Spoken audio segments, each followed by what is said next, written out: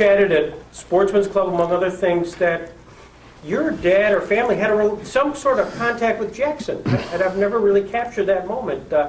What was that thing? They play cards together?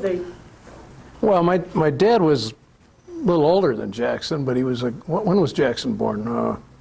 1892. Yeah, Dad was 1886. Wow. But they were contemporaries, young people in Jamestown making their way in the world. My dad was an engineer. He ran well, not in those days, but he worked for the Board of Public Utilities in those days. Actually ran the water department, as your brother did for many years, yeah.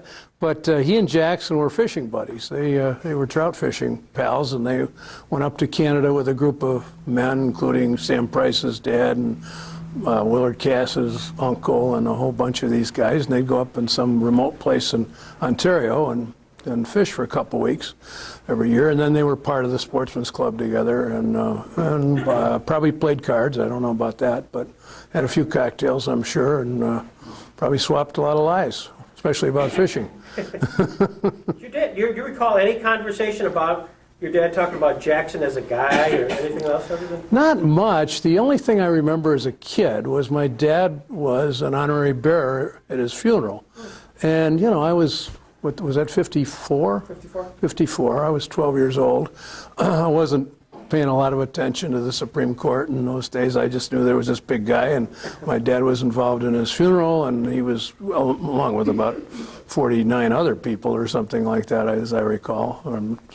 But, you know, then I talked to him maybe in the early 70s. He died in 76.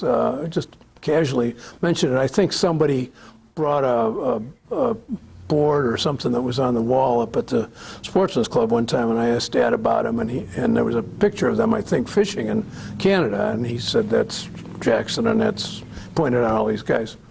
But he didn't talk much about his past.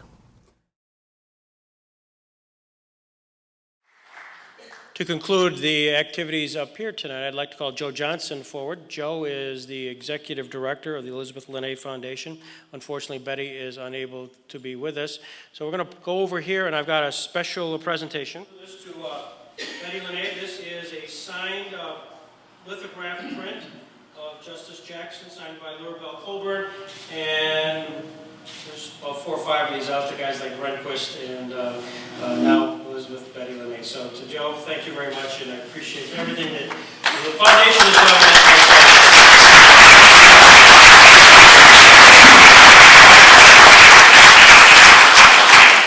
done. Betty does send her regards, and she said to me this morning, those boys are doing such a nice job down there. I just like those boys a lot. She's very committed to this center, and it's a great jewel in the crown of Jamestown. Thanks, guys. Thanks, Joe.